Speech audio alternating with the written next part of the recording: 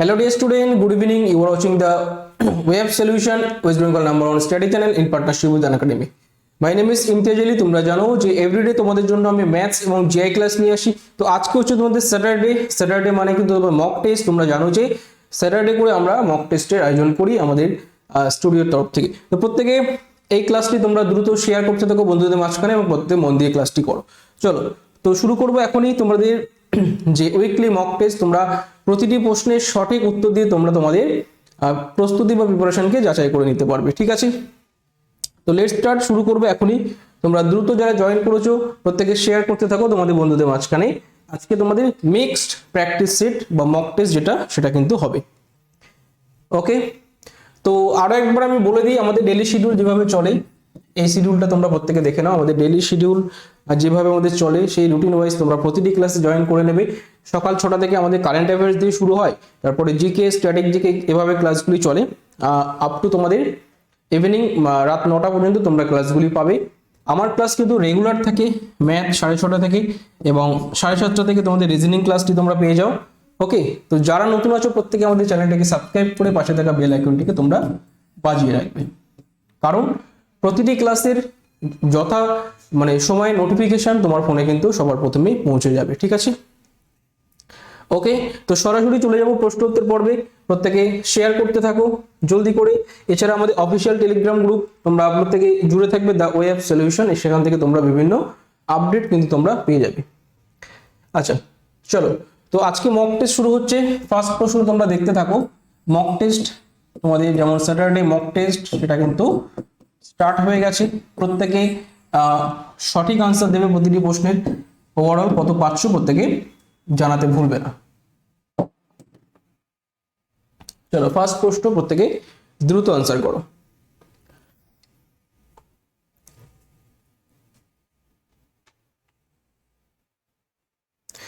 দেখো কি আছে, কোন ক্ষুদ্রতম সংখ্যাকে 24, 32, 36 দ্বারা ভাগ করলে যথাক্রমে 19, 27 এবং 31 অবশিষ্ট থাকে। ঠিক আছে, তো এই টাইপের প্রবলেমস তোমরা করেছো। কিভাবে করতে হয় এগুলো? প্রথমে তোমাদের কি করতে হয়, এলসিএম নিতে হয়, তাই তো? এলসিএম নিতে হয়, তো দ্রুত এলসিএম আমরা নিয়ে নেবো। চলো, তো টাইম আমি অফ করছি, প্রত্যেকে দেখো কি করব আমরা। 24,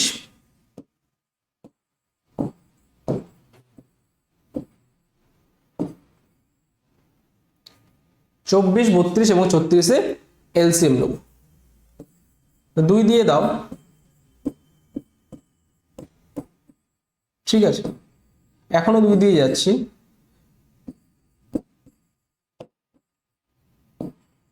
এবার দেখো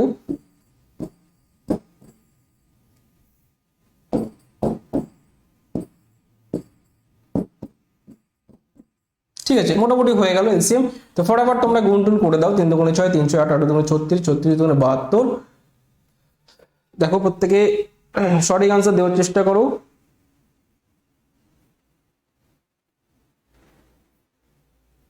সরি এখানে 4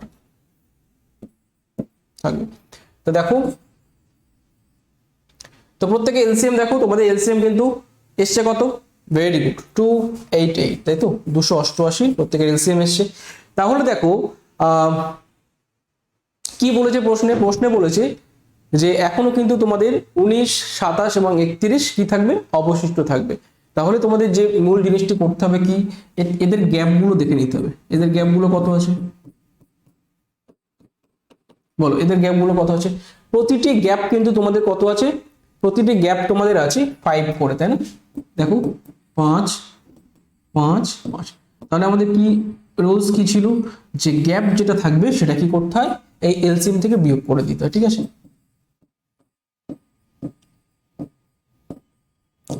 চলো 283, this is the right answer.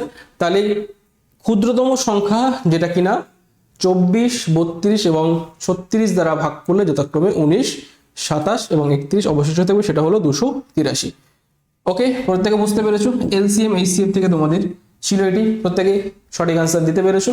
Next চলো,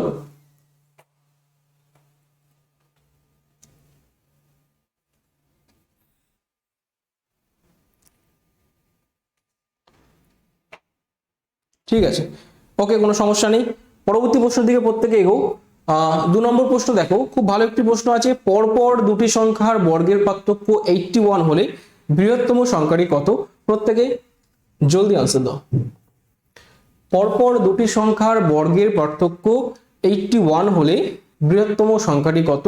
অপশন এ তোমাদের আছে 39, অপশন বি 40, অপশন সি আছে 41 এবং অপশন ডি আছে 42।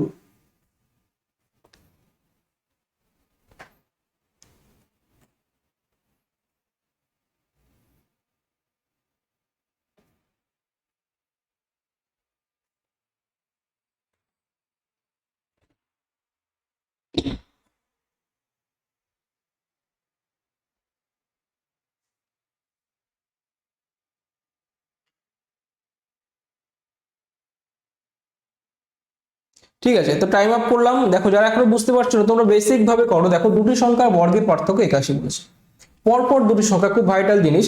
তাহলে পরপর যখন বলেছে স্যার আমরা কি করব, একটা এক্স ধরবো, ঠিক আছে। তাহলে এক্স এর যে স্কোয়ার তার পরবর্তী সংখ্যা নিশ্চয়ই এক্স প্লাস ওয়ান হবে না? তাহলে এক্স প্লাস ওয়ান তার স্কোয়ার, এই দুটো যদি ডিফারেন্স দিয়ে দাও তোমাদের দেবে কত? 81। তাহলে ক্লিয়ার, এখান থেকে এক্স স্কোয়ারটা আউট করে দিতে পারি আমরা। তার এক লাইন লিখছি আমি, এটা স্কোয়ার ফরম্যাট যদি ভেঙে দাও, মানে A plus B whole square format, minus যেহেতু আছে একেবারে মাইনাস গুণ করে আমি লিখছি মাইনাস এক্স স্কোয়ার, ঠিক আছে। মাইনাস 2x সেটাকে আমি প্লাস 2x করে দিলাম মাইনাস দিয়ে গুণ করে। এখানে একটা আমরা কি পেয়ে যাবো? প্লাস 1, সেটা আমরা মাইনাস 1 করে দিচ্ছি। তো এখান থেকে এটা আউট করে দেওয়া যায়, তাহলে অ্যাকচুয়ালি আমাদের 2x ইকুয়াল দেবে, ওইদিকে গেলে 1 মানে h2 দেবে, x ভ্যালু দেবে কত? 41। খুব ভালো করে দেখো কি করলাম, বুঝতে পেরেছো? দুটি পরস্পর যে সংখ্যা তাদের বর্গের যে পার্থক্য সেটা বলেছে আমাদের 81। তাহলে বৃহত্তম সংখ্যাটি কত? বলো বৃহত্তম সংখ্যাটি কত? তাহলে বুঝতেই পারছো বৃহত্তম সংখ্যা তোমাদের 41 প্লাস 1,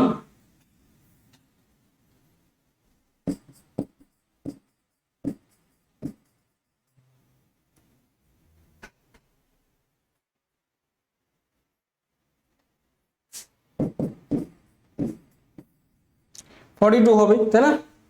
প্রত্যেকে দেখো, তো বৃহত্তম সংখ্যা দেখো এক্স এর ভ্যালু তো আমরা বার করেছি, তাই না? এক্স এর ভ্যালু আমরা বার করে নিয়েছি যে 41, তাহলে এক্স প্লাস 1 আমাদের এখানে বৃহত্তম, এটা বুঝতে হবে। এক্স প্লাস 1 হচ্ছে আমাদের বৃহত্তম।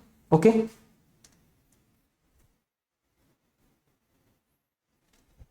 চলো নেক্সট পরবর্তী প্রশ্ন দিকে প্রত্যেকে এগো এবং দ্রুত আনসার করার চেষ্টা করো।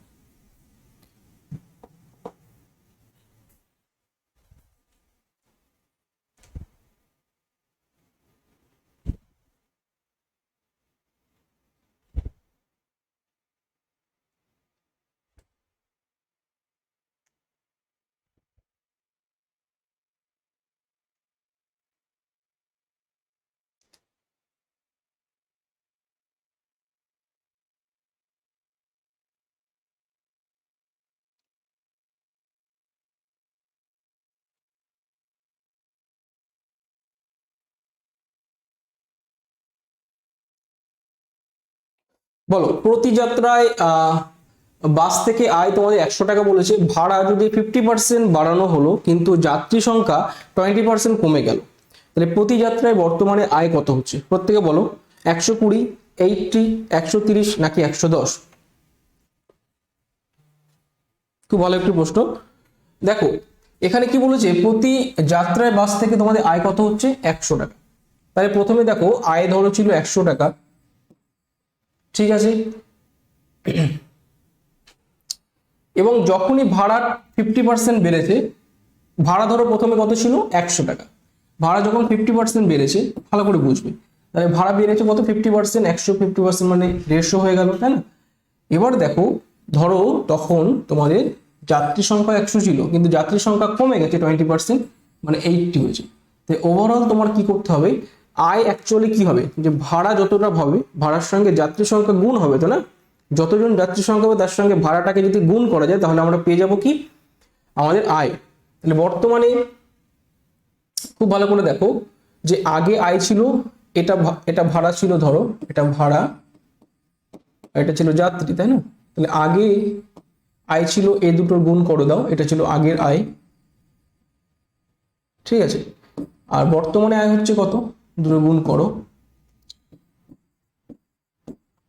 এটা হচ্ছে বর্তমানের আয়, ঠিক আছে। তাহলে আয় কতটা বেড়েছে বলো, বর্তমানে 100 টাকা বলেছে আয়, ঠিক ভালো করে বুঝবে।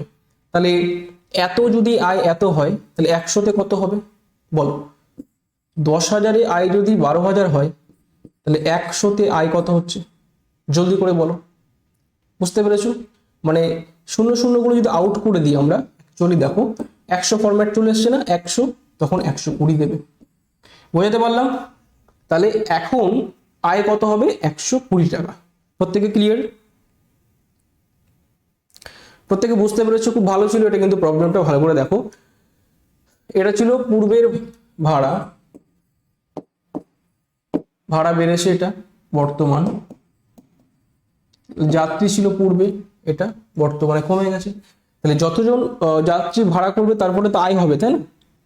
বর্তমানে আয় হচ্ছে এটা, আলটিমেট আয় কিন্তু বেড়েছে, আয় বেড়েছে, কারণ ভাড়া যেহেতু বেড়েছে 50%, যাত্রী কিছুটা কমলেও আয় কিন্তু আমাদের বেশি হবে। তাহলে this is the right answer, option A তে বসেছে। চলো নেক্সট, প্রথম 52টি জোড় সংখ্যার গড় কত? প্রথম 52টি জোড় সংখ্যার গড় কত? প্রত্যেকে সঠিক আনসার দাও।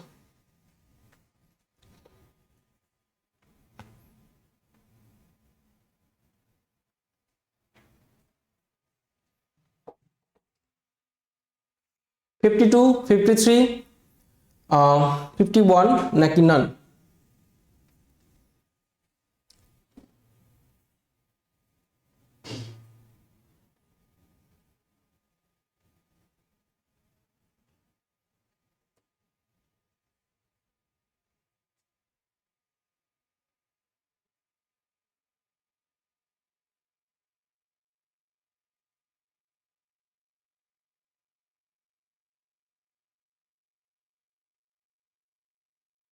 ওকে, তো এখানে দেখো প্রথম 52টি জোড় সংখ্যার গড়, মনে রাখবে তোমরা যারা বুঝতে পারছো না, প্রথম 52টি জোড় সংখ্যা, জোড় সংখ্যা শুরু হয় আমাদের 2 থেকে, তাই না?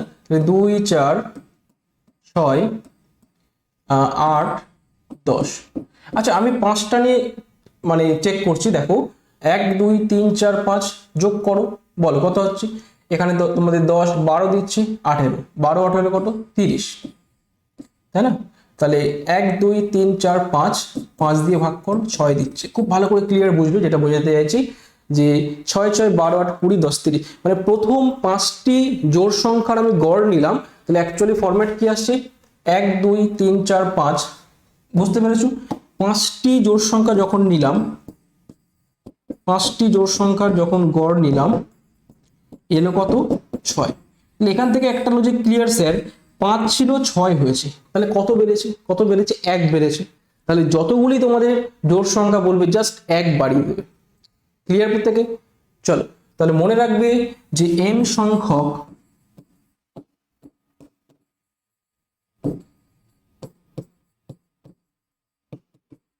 জোড় সংখ্যার গড় বললে হবে n+1।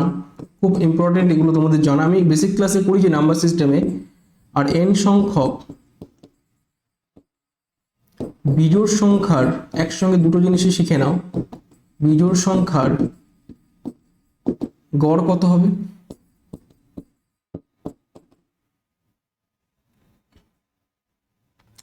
গড় কত হচ্ছে, n হবে, ঠিক আছে, মনে রাখবে n হবে। সিম্পল লজিক, তুমি চেক করে নিতে পারো, বিজোড় শুরু হয় 1 থেকে শুরু হয় না, 1, 3, 5, 7, 9, 5টা নিলাম, 1, 2, 3, 4, 5। তাহলে এখান থেকে তোমাদের 8, 9, 9, 9, 18, 18-র সাথে 25, 25 দিল তো, 25 ডিভাইডেড বাই 5, মানে যতগুলি সংখ্যা তত দিয়ে ভাগ করতে হয় গড় বার করতে গেলে, 5 দিচ্ছে তো। তাহলে 5টি সংখ্যার গড় 5 দিচ্ছে। তাহলে nটা যদি বিজোড় সংখ্যা হয় তাহলে গড় nই দেবে। বুঝতে পারলাম? আর n সংখ্যক জোড় সংখ্যা বললে গড় জাস্ট 1 বেড়ে যাবে। ঠিক আছে, ট্রিক্স দিয়ে মনে রাখবে, তাহলে তাড়াতাড়ি আজকের আনসার আমাদের হয়ে গেল। উইদাউট ক্যালকুলেশন যারা বুঝতে পেরেছো তাদের 53 আসবে। ঠিক আছে, ক্লিয়ার আশা করি প্রত্যেকেরই। চলো নেক্সট, আমি উইথ এক্সাম্পল দেখিয়ে দিলাম তোমাদের। দেখো নেক্সট প্রশ্ন তোমাদের ক্লক থেকে আছে, খুব ভালো একটি প্রশ্ন, প্রত্যেকে সঠিক আনসার দেওয়ার চেষ্টা করো। একটি ঘড়িতে সকাল 8টা থেকে রাত 10টার মধ্যে ঘড়ির কাঁটা দুটি কতবার পরস্পর মিলিত হয়? বলো একটি ঘড়িতে সকাল 8টা থেকে রাত 10টার মধ্যে ঘড়ির কাঁটা দুটি কতবার পরস্পর মিলিত হয়? প্রত্যেকে বলো। 11, 12, 13 না 14?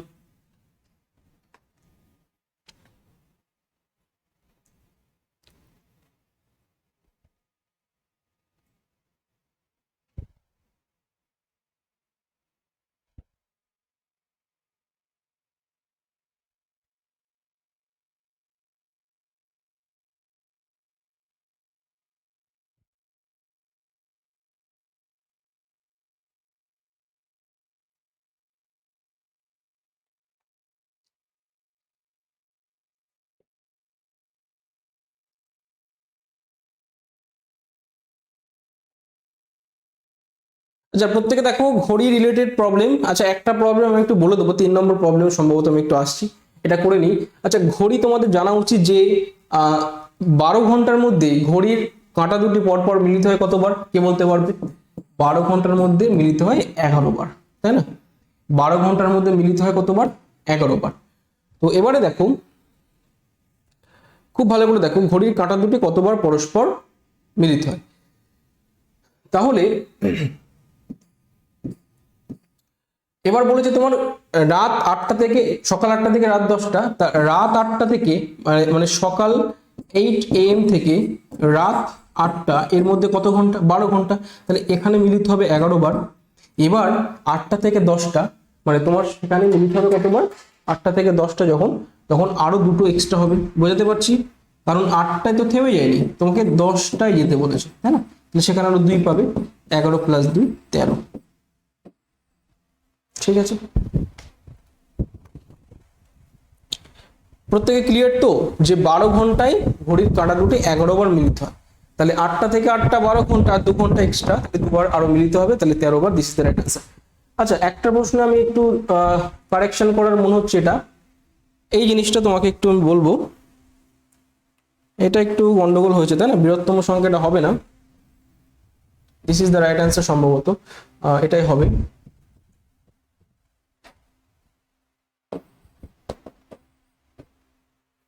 ঠিক আছে, কেন বুঝতে পেরেছো প্রত্যেকে? বুঝতে পেরেছো কেন? আমি একটু তাড়াতাড়ি করছিলাম বলে x+1 এটা বড় সংখ্যা ভাবছি, না এটা ভুল হয়েছে। দেখো পরপর দুটি সংখ্যার বর্গের পার্থক্য প্রত্যেকে বুঝে নাও। 2 নম্বর প্রশ্ন আমি ফিরে এলাম। ঠিক আছে, ঠিক আছে, আমি বুঝতে পেরেছি যে এখানে এখানে এক্সটাই বড়, এক্সটাই বড়। ঠিক আছে, প্রত্যেকে বুঝে নাও। কারণ দেখো যে 41 তার স্কোয়ার নিয়ে নাও, 41 এর স্কোয়ার হচ্ছে কত? 1681। বুঝাতে পারছি? তার আগের সংখ্যা কত?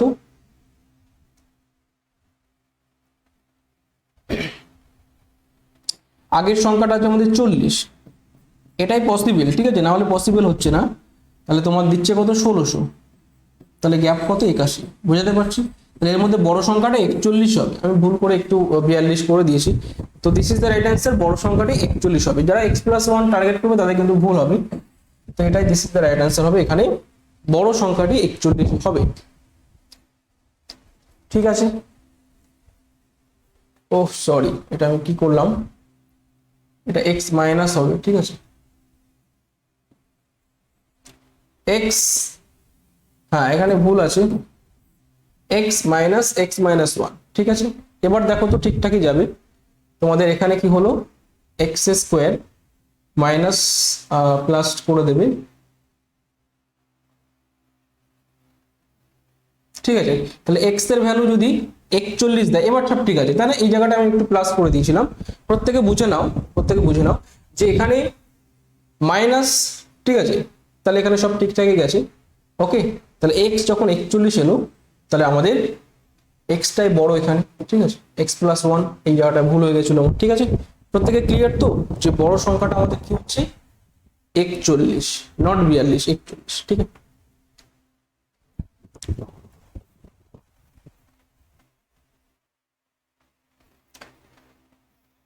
আচ্ছা এটা হলো, এটা হলো।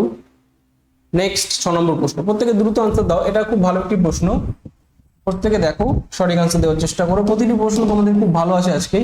একটি মিশ্রণে লবণের পরিমাণ 15%, 10 কিলোগ্রাম জল বাষ্পীভূত হলে মিশ্রণে লবণের পরিমাণ 20% হয়। ভালো করে দেখো, তবে প্রকৃত মিশ্রণের পরিমাণ কত?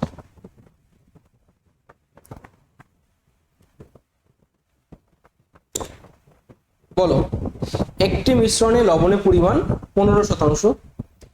10 কিলোগ্রাম জল যদি বাষ্পীভূত হয়ে যায় তাহলে মিশ্রণে লবণের পরিমাণ দাঁড়ায় কত? 20%। তাহলে প্রকৃত মিশ্রণে পরিমাণ কত? অরিজিনাল যে মিশ্রণ কত?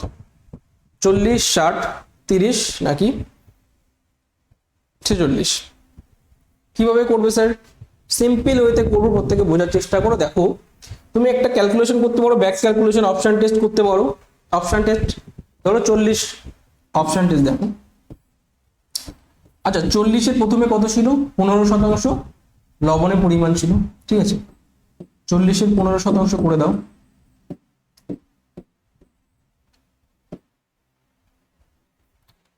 ঠিক আছে, তো 6 আসছে না? 6 কেজি ধরো প্রথমে লবণ ছিল, 40-এ 15% 6 কেজি। যখন 10 লিটার তুলেছে সেটা গিয়ে দাঁড়াচ্ছে কত? 20% হয়ে যাচ্ছে। আচ্ছা, 40 থেকে 10 তুলে নিলে কত থাকে? 30 থাকে না? 30 লিটার আছে এখন, 10 মাইনাস করে দাও, তাহলে এই 30-এর এই 6 কেজি কত শতাংশ? বলো, বুঝতে পেরেছো? 20% গিয়ে দাঁড়াচ্ছে। তাহলে বোঝা গেল 15% থেকে 20% হয়ে গেল। তাহলে কন্ডিশন স্যাটিসফাইড। এটা তোমরা অপশন টেস্ট করে তাড়াতাড়ি হয়ে যাবে, এটা করতে পারো যে 40 KG this is the right answer হবে, যে প্রকৃত মিশ্রণ। বা এটা করতে পারো, ধরো x কেজি মিশ্রণ ছিল, তার পরিমাণ তার 15% ছিল, তাই 15% মানে কত? 15/100। বোঝাতে পারছি? পরে কি হচ্ছে, x থেকে 10 লিটার মিশ্রণ তুলে নাও, তখন লবণের পরিমাণ কি দাঁড়াচ্ছে? 20%, মানে 20/100। প্রত্যেকে ক্লিয়ার? 100 আউট করে দাও, ঠিক আছে? 3, 5, 15, 4, 5, 20 করে দাও। 3x equal 4x minus 40। মানে x গুলো একদিকে করো, x ইকুয়াল টু 40 দিয়ে দেবে না, মাইনাস 40টা প্লাস 40 হয়ে যাবে। তাহলে প্রকৃত মিশ্রণ তোমার 40 কেজি দেবে, যেভাবে তুমি করো। এটা হচ্ছে এক্স প্রসেস, এটা হচ্ছে অপশন টেস্ট করে তোমরা ব্যাক ক্যালকুলেশন করতে পারো। দুটো প্রসেস তোমরা জেনে নাও, তাহলে আলটিমেট আমাদের কিন্তু সঠিক আনসার 40 কেজি দেবে। নেক্সট চলো, সুদ থেকে একটা প্রশ্ন রেখেছি, চক্রবৃদ্ধি সুদ। চক্রবৃদ্ধি হার সুদে কোনো টাকা 4 বছরে দ্বিগুণ হলে কত বছরে তা 8 গুণ হবে? প্রত্যেকে বলো। 8, 10, 12 নাকি 9?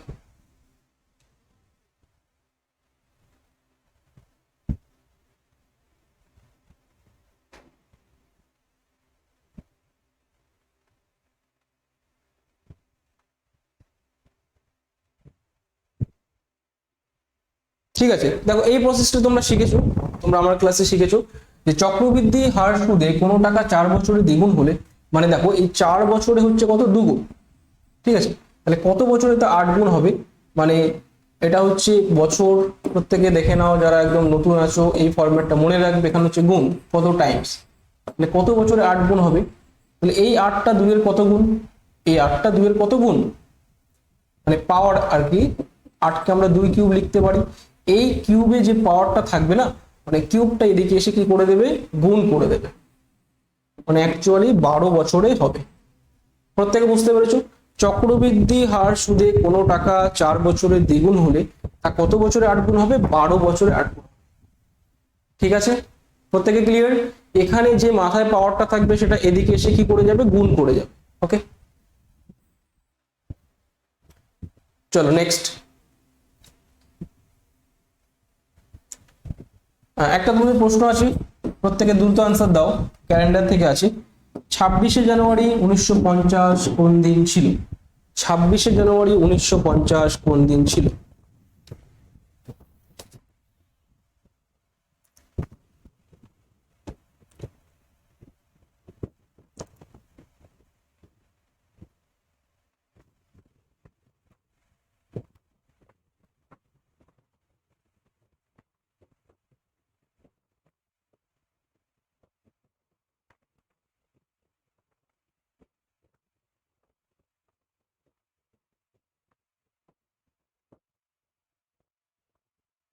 ওকে, তো প্রত্যেকে সঠিক অ্যান্সার দেওয়ার চেষ্টা করেছো, ভেরি গুড। তো এটা তো তোমাদের যারা বেসিক ক্লাস করেছো বলতেই পারছো। এটা কি করে করবে? 26 জানুয়ারি 1950, মানে দেখো আমি বলেছিলাম তোমাদের আগে ডেটটা লিখবে, কত? 26 জানুয়ারি মাসে, মানে কোড 0 লিখবো, তাই না? কোড 0 করলাম। এবারে দেখো এই 1950 থেকে 19 বাদ দিয়ে দাও, মানে 50 থাকবে। এই 50-এর ভিতরে লিপ ইয়ার কতগুলো আছে? 4 দিয়ে ভাগ করো, 4 × 48, 12টা লিপ ইয়ার পাবো, মানে 12 লিখলে ডিভাইডেড বাই 7। তো এখানে 76, 10-এ 86 আর 2-এ 88 ডিভাইডেড বাই 7। 7 × 84, বুঝতে পারছো? 7 × 84, 4 এক্সট্রা দেবে, মানে এই 4টা হবে আমাদের আনসার। বলো 4 রিমাইন্ডার হলে সানডে মানে 0, Monday, Tuesday, Wednesday, Thursday, this is the right answer, বৃহস্পতিবার। ওকে, প্রত্যেকে ক্লিয়ার? বৃহস্পতিবার, this is the right answer. বুঝতে পেরেছো প্রত্যেকে? চলো নেক্সট, জলদি করো দেখি। তোমাদের ট্রেন রিলেটেড একটা ম্যাথ আছে। 120 মিটার লম্বা প্ল্যাটফর্মে দাঁড়িয়ে থাকা এক ব্যক্তি লক্ষ্য করলেন যে ট্রেনটি তাকে 5 সেকেন্ডে এবং সমগ্র স্টেশনটিকে 15 সেকেন্ড অতিক্রম করছে, তাহলে ট্রেনটির দৈর্ঘ্য কত হবে? প্রত্যেকে বলো। 50, 60, 100, 55। টাইম অ্যান্ড ডিস্টেন্স রিলেটেড ট্রেনের যে অঙ্কগুলি থাকে সেখানে এই টাইপের প্রশ্ন ভেরি ইম্পর্টেন্ট। তোমরা জানো যে এখানে প্ল্যাটফর্মে দাঁড়িয়ে থাকা এক ব্যক্তিকে 5 সেকেন্ডে অতিক্রম করা মানে হচ্ছে 5 সেকেন্ডে নিজের দৈর্ঘ্য অতিক্রম করছে। বুঝতে পারলাম? ব্যাস। তাহলে দেখো প্ল্যাটফর্মটির লেন্থ কত? 120। প্ল্যাটফর্মটির লেন্থ কত? 120। ঠিক আছে, তো 120 যদি প্ল্যাটফর্মের লেন্থ হয়, আচ্ছা বলো তো প্ল্যাটফর্মকে অ্যাকচুয়ালি অতিক্রম করেছে কত? সমগ্র স্টেশনটিকে অতিক্রম করেছে 15 সেকেন্ডে। আমি বললাম কি 5 সেকেন্ড নিজের লেন্থ অতিক্রম করেছে। 15 থেকে 5 বাদ দাও, অ্যাকচুয়ালি এই যে 10 সেকেন্ড, এই 10 সেকেন্ডে অতিক্রম করেছে প্ল্যাটফর্ম। ঠিক আছে, তাহলে এই 10 সেকেন্ড সময়ে অতিক্রম করেছে কত? 120 মিটার। ওকে, তাহলে ট্রেনটির দৈর্ঘ্য কত? আচ্ছা 5 সেকেন্ডে তাহলে অতিক্রম করবে কত? 60 মিটার। একদম ইজি ব্যাপার, জাস্ট বুঝতে হবে যে কি থেকে কি হচ্ছে। আমি বারবার বলছি যে নিজের লেন্থ মানে এই যে কোনো ব্যক্তিকে অতিক্রম করলো, কোনো পোস্টকে অতিক্রম করলো, কোনো গাছকে অতিক্রম করলো, তার মানে ট্রেনটি নিজের দৈর্ঘ্য অতিক্রম করেছে। এটা তোমাদের বুঝতে হবে বা মনে রাখতে হবে। ঠিক আছে, এখানে কোনো ব্যক্তি, কোনো গাছ, আমরা এদের কিন্তু কোনো লেন্থ ধরি না। ঠিক আছে, এগুলো একক ধরে আমরা চালিয়ে দিই। বুঝতে পারছি? চলো তাহলে আজকে প্রশ্ন কি? ওই ট্রেনটির দৈর্ঘ্য হচ্ছে 60 মিটার। ঠিক আছে, বলো পরবর্তী প্রশ্ন, প্রত্যেকেই জলদি আনসার করো।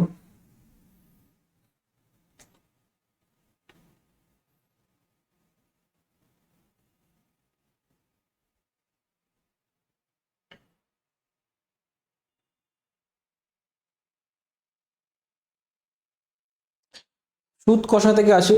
এক ব্যক্তি 2000 টাকা বার্ষিক 4% সরল সুদে একটি ব্যাংকে জমা রাখলেন এবং অপর ব্যাংকে 3000 টাকা বার্ষিক 14% সরল সুদে জমা রাখলেন। ওই ব্যক্তির মোটের উপর সুদের হার কত? ওই ব্যক্তির মোটের উপর সুদের হার কত?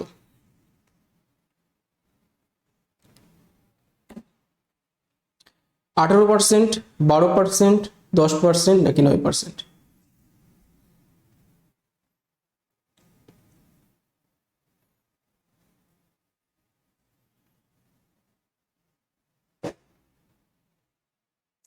দেখো এই প্রশ্নটি কিভাবে করবে, ব্যাপারটা হচ্ছে দেখো টোটাল 2000 টাকার উপরে যে সুদটা পেয়েছে এবং 3000 টাকার উপর যে সুদটা পেয়েছে সেটা বার করে নিলে তোমরা হয়ে যায়। বলো টোটাল কত? 2000 টাকার উপর সুদটা বার করো, পিটিআর বাই 100 করে। 2000 টাকার উপরে 4% হারে ওকে 1 বছরে কত সুদ পাবে? পিটিআর বাই 100 করে দাও। 80 টাকা পাচ্ছে না? 80 টাকা সুদ পেলো। আর একবার দেখো 3000 টাকার, এই 3000 টাকার উপরে 14% হারে 1 বছরে কত সুদ পাবে? 400 কোটি টাকা হচ্ছে না? তাহলে 80 এবং 420 টোটাল সুদ পেয়েছে 500 টাকা। টোটাল সুদ পেলে কত? টোটাল ইন্টারেস্ট 500 টাকা। এবার দেখো আমরা টোটাল আসল বা টোটাল মূলধন জানি কত? 2 3 5000 টাকা। খুব ভালো করে দেখো, এবার একটা ফরম্যাট দেখো, টোটাল মূলধন কত? 5000। এখানে অ্যাকচুয়ালি ভাগ করলে 10 পেয়ে যাচ্ছে, 10। টোটাল সুদ পেয়েছে কত? 5000 টাকার উপরে 500 টাকা সুদ হয়েছে, মানে 10% হারে সুদ পেয়েছে। বুঝতে পেরেছো? এটা বোঝা যাচ্ছে। যদি না বুঝতে পারো কি করতে হবে? পি 5000, ঠিক আছে, আমরা কি জানি? টি সমান ধরো 1 বছর, ঠিক আছে। আর আর সমান আমরা জানি না, আই সমান জানি কত? 500 টাকা। আর সমান আমরা জানি না, আর এর ভ্যালুটা বার করবো। তাহলে ক্লিয়ার, তোমরা কি করবে যে আই ইন্টু 100 আমরা প্রত্যেকে জানি যে কি করতে হয়, পিটিআর বাই 100, সেই ফরম্যাট থেকে আসছে, ঠিক আছে। আর এর ভ্যালু কি করে বার করব? আর সমান সমান আমরা কি জানি? I into 100 into P into T. I এর ভ্যালু 500 টাকা,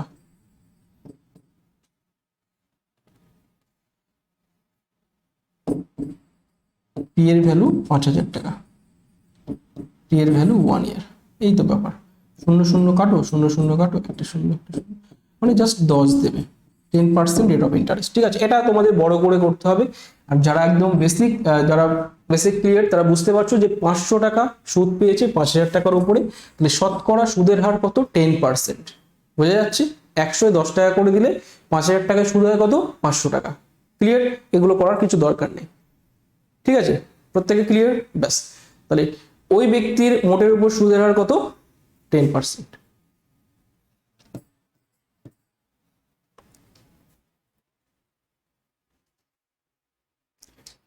আচ্ছা, নেক্সট প্রশ্ন দেখো, খুব ভালো একটি প্রশ্ন আছে, প্রত্যেকে দ্রুত আনসার করো। দেখো মক টেস্ট যেহেতু আমি প্রতিটি জিনিস থেকে, প্রতিটি টপিক থেকে একটা একটা করে প্রশ্ন রেখেছি, খুবই হেল্পফুল একটি সেট। তোমরা যদি পুরোটাই করতে পারো তোমাদের কিন্তু খুবই উপকারে আসবে। এবং প্রত্যেকে শেষ অবধি দেখো, প্রত্যেকে শেয়ার করতে থাকো ক্লাসটি। কত পাচ্ছ আউট অফ 30, তোমরা কত পাচ্ছ সেটা কিন্তু জানাতে ভুলবে না। বলো, একটি বর্গক্ষেত্রের বাহুর দৈর্ঘ্য এ বর্গক্ষেত্রের বাহুর দৈর্ঘ্য বি বর্গক্ষেত্রের কর্ণের সমান, এ ও বি বর্গক্ষেত্রের ক্ষেত্রফলের অনুপাত কত?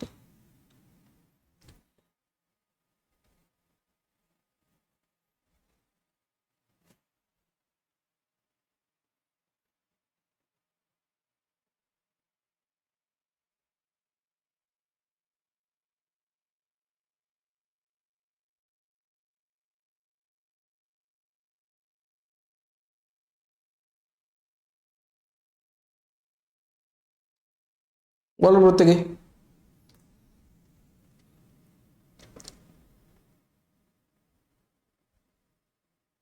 ওকে, তো দেখো এখানে যারা বুঝতে পারছো না, নতুন আছো, তোমাদের বুঝতে হবে যে একটা বর্গক্ষেত্র আছে, এ বর্গক্ষেত্র, ঠিক আছে। তো এই যে এ বর্গক্ষেত্র, এর যে বাহু, ঠিক আছে, এটা একটু বড়ই হবে, এটা একটু বড় করে নাও। এ বর্গক্ষেত্রটা বড় কেন বলতো? এর যে বাহু সেটা কিনা অন্য বর্গক্ষেত্রের কর্ণ হয়ে আছে, মানে এর যে বাহু এটা অবশ্যই বড়, এর একটা বাহু এই বর্গক্ষেত্রে গিয়ে কি করে দেবে? কর্ণ করে দেবে, ঠিক আছে। এই বাহুটা ধরো এখানে এসে কর্ণতে রূপান্তরিত হয়ে যাচ্ছে, এটা বি। তাহলে অবশ্যই বুঝতে পারছো এটা বড় হবে, বিটা ছোট হবে। এটা কিন্তু ক্লিয়ার, যদি বুঝতে পারো তাহলে কিন্তু তোমার আনসার 2:1 এ, ঠিক আছে। ক্লিয়ার প্রত্যেকে?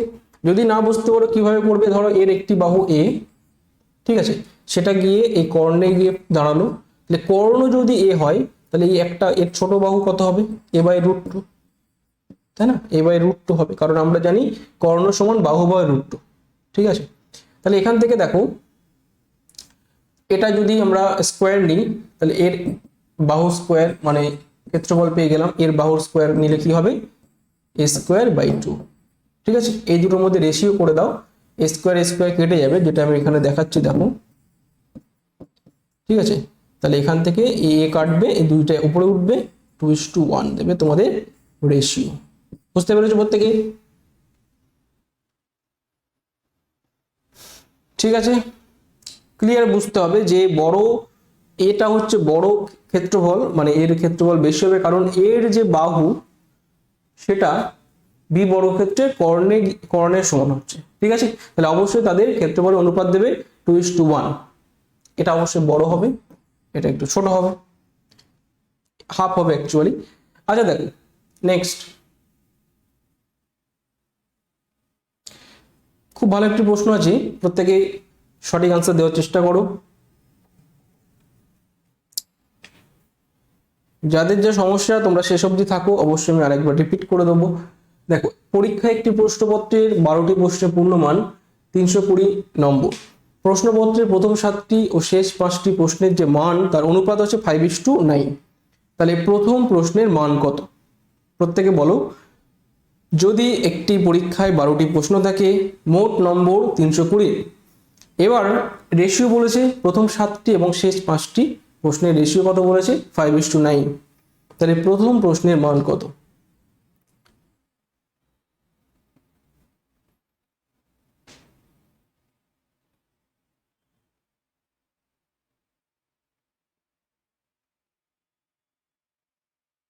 ওকে, তাহলে দেখো এখানে ব্যাপারটা হচ্ছে এই জায়গাটা খেয়াল করো।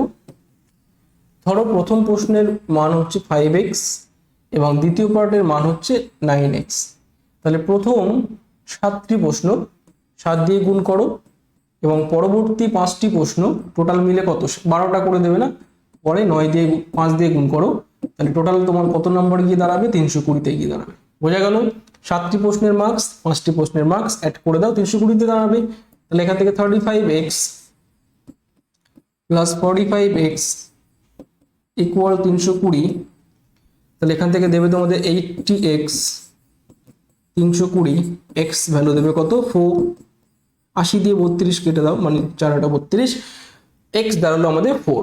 খুব ভালো করে বোঝো, x যদি 4 হয় তাহলে আমি চলে যাব, প্রথম প্রশ্নের মান কত ছিল? প্রথম পার্টের প্রশ্নের মান ছিল 5x, তাই না? ঠিক আছে, তাহলে দেখো প্রথম 7টি প্রশ্নের মান যা থাকবে প্রথম প্রশ্নের মানও তো তাই থাকবে, মানে প্রথম প্রশ্নটি 7টি প্রশ্নের ভিতরে তো ইনক্লুড, প্রথম প্রশ্নটি ওই 7টি প্রশ্নের ভিতরে তো যুক্ত আছে। তাহলে অবশ্যই বুঝতে হবে প্রথম প্রশ্নের মান এটাই হবে, 4×5=20। ঠিক আছে, বুঝতে পেরেছো প্রত্যেকে? প্রথম 7টি প্রশ্নের মান যা দাঁড়াবে, প্রথম প্রশ্নটির মান তা হবে, দ্বিতীয় প্রশ্ন তাই হবে, তৃতীয় প্রশ্ন তাই হবে, চতুর্থ, পঞ্চম, ষষ্ঠ, সপ্তম, এই 7টি প্রশ্নের মানই কিন্তু 20 করে হবে। পরবর্তী অষ্টম থেকে মানে দ্বাদশ তোমাদের যাবে কত? 4×9=36 করে। ঠিক আছে, তো সেটা আমাদের চাইনি। চলো নেক্সট প্রশ্নের দিকে গেলাম, প্রত্যেকে ক্লিয়ার আশা করি। 13 নম্বর প্রশ্ন প্রত্যেকে দেখো, শতকরা থেকে আছে, শতকরা পার্সেন্টেজ যেটা তোমাদের শেখানো হয়েছে। দেখো, এক অসৎ কাপড় ব্যবসায়ী ক্রয় মূল্যে দ্রব্যটি বিক্রি করে কিন্তু কাপড় বিক্রি করার সময় প্রতি মিটার কাপড়ের পরিবর্তে 80 সেন্টিমিটার কাপড় দেয়, তাহলে ব্যক্তিটির শতকরা লাভ কত? প্রত্যেকে বলো।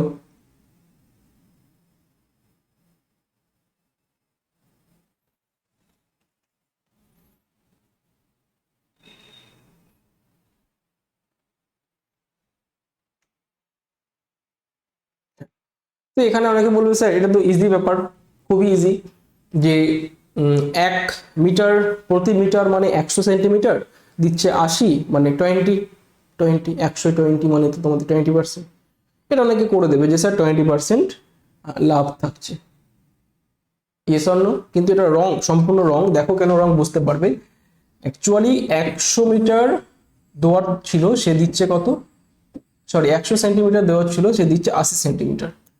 লাভ করেছে 20 সেন্টিমিটার। আরে কি করে লাভ করেছে? 80 সেন্টিমিটারে তো 20 লাভ করেছে, এটা বুঝতে হবে। যে 80 সেন্টিমিটার বিক্রি করে তো 20 লাভ করেছে, 100 না, কিন্তু 100 কিন্তু সে বিক্রি করেনি, 80 বিক্রি করেছে। তাহলে এই পার্সেন্টেজটা 80-র উপরে হবে, বুঝতে পারছি? তাহলে এখানে 25% তোমাদের দেবে।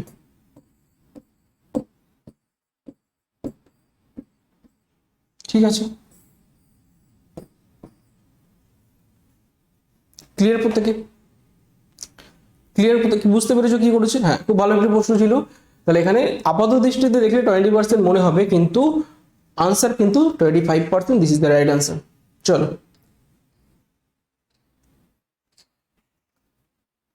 14 নম্বর প্রশ্ন, প্রত্যেকে সঠিক আনসার দাও। এক ব্যক্তি একটি টিভি সেট 20% লাভে বিক্রি করে। যদি টিভিতে আরো 525 টাকা বেশিতে টিভিটি আরো 525 টাকা বেশিতে বিক্রি করা হতো তাহলে 25% লাভ হতো। তবে টিভি সেটটি 40% লাভে বিক্রি করলে বিক্রয় মূল্য কত হবে?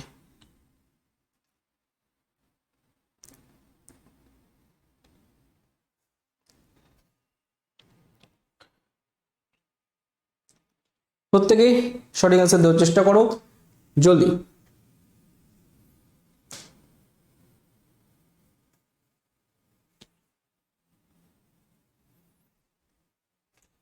তো এটা তোমরা করেছো সিপিএসপি, তোমাদের যে পার্টটি আছে সেখান থেকে তোমরা এই প্রশ্নটি করেছো আশা করি। তো দেখো এখানে কি করতে হবে, এক ব্যক্তি একটি টিভি সেট 20% লাভে বিক্রি করে। যদি টিভিটি আরো 525 টাকাতে বিক্রি করতো তাহলে লাভ হতো 25%। তাহলে গ্যাপ কত? 25% লাভ হতো, আগে লাভ হচ্ছে কত? 20। অ্যাকচুয়ালি গ্যাপ যে 5%, এটার ইকুইভ্যালেন্ট কত বলে দিয়েছে, কত? 525 টাকা। বুঝতে পারছি 20% এর বদলে 25% হচ্ছে, তাহলে এই 5% যে মার্জিন সেটা কিন্তু আমাদের 525 টাকা। ঠিক আছে, তাহলে আমাদের সিপি সবসময় 100তে বার করি। সিপি 100তে কত দেবে? 525।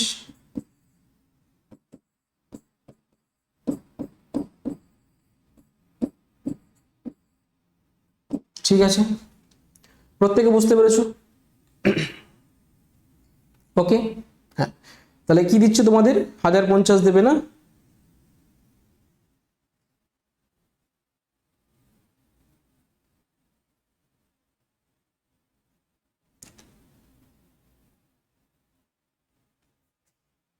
এবারে দেখো ব্যাপারটা হচ্ছে তোমাদের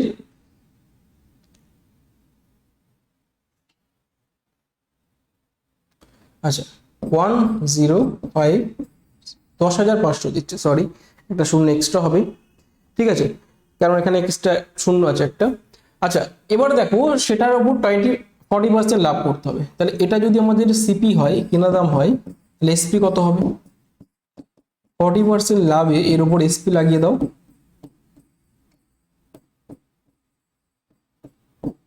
ঠিক আছে, দেখো গুণ করো, 5 14 70 শূন্য হাতে থেকে 7, 7টা বসিয়ে দাও, 14 শূন্য শূন্য 7 বসে গেল, 14 একে 14, তাহলে 14,700। This is the right answer. ঠিক আছে, কাদের কাদের এসছে বলো? অপশন বি তে বসে আছে সঠিক আছে। ঠিক আছে,